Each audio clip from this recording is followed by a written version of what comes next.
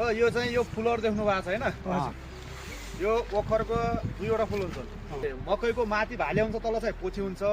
यसको तल भाले हुन्छ माथि पोथी हुन्छ है अब मैले तपाईहरुलाई हिजो भनेको थिएँ यो बाहिरको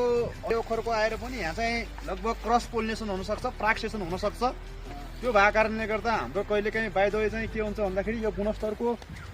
दाँते ओखर चाहिँ हामीले चाहिँ प्राप्त नगर्न सक्छौं अथवा दाँते ओखर रोप्दा पनि वरपर हारे ओखर छ भनेपछि तिनीहरूको फ्लावरिङ र फ्रुटिङ हुने समय एउटै छ भनेपछि क्रस पोलिनेसन भएर दाँते ओखर पनि हारेमा लगभग चाहिँ परिणत हुन सक्छ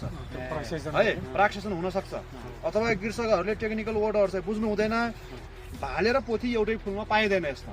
है एउटै बोटमा चाहिँ पाइयो तर एउटै चाहिँ फुलमा पाइँदैन एउटै फुलमा पाइँदैन त्यो भएको कारणले गर्दा ल हेर्नुस् यहाँ पोथीको देखेकै छैन यसमा पोथी तपाईहरुलाई मैले हिजो भनेको थिएँ यो चाहिँ टेक्निकल वर्डमा हाम्रो चाहिँ डाइकोग्यामी भन्छ यो भाले र पोथी चाहिँ डिफ्रेन्ट टाइममा म्याचर भइदिन्छ के यो पोथी अहिले चाहिँ देखेकै छैन तर पनि यो भाले फुलहरु लगभग यति धेरै आइसकेको छ अब यो भाले चाहिँ म्याचर भएर चाहिँ यो ड्रप हुने बेला चाहिँ पोथी फुलहरु देखिन्छ के र त्यो भएको कारणले गर्दा यही बोटको यो चाहिँ भालेले यही बोटमा रहेको यो पोथीलाई चाहिँ प्राक्सेसन गर्न लगभग सक्दैन अलिक गाह्रो मुस्किल हुन्छ त्यो भएको कारणले गर्दा नजिकका जस्तै ओखरहरु हाडे ओखरहरु अथवा अन्य दाँते ओखरहरु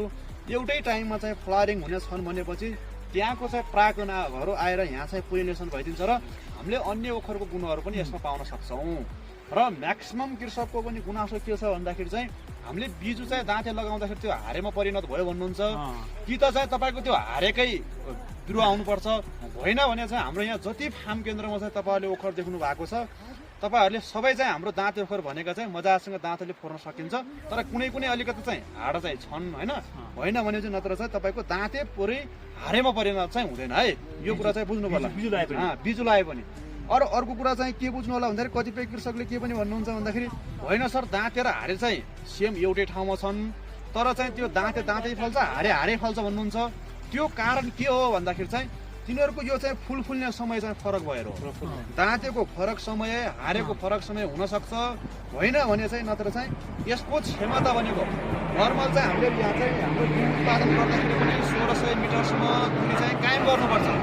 तर यसको चाहिँ ओखरले चाहिँ 2 किलोमिटर भन्न खोजेको 2000 मिटरसम्म चाहिँ यसले चाहिँ पोलिनेसन गर्न सक्छ त्यो भएको कारणले गर्दा हामीले बुझ्नु पर्यो कि यसको चाहिँ ओखरमा यदि चाहिँ नजिक छ भनेपछि हामीले टप वर्किङ गरेर हारेलाई दाँते बनाउने त्यो हाम्रो अभियान पनि छ आज म थासाङ गाउँपालिकामा जाँदैछु तल चाहिँ भेटेमा अब हामीले यहाँनिरको एउटा चाहिँ ब्रान्चमा गर्छौं तपाईहरुले भोलि चाहिँ तपाईको गाउँघरमा त्यस्तो चाहिँ हारे ओखरसँग चाहिँ काट्ने मजाले त्यसलाई एउटै नष्ट गर्ने नै कि त्यसलाई हामीले फेरि चाहिँ अर्को चाहिँ दाँतेको साइनहरु लिएर चाहिँ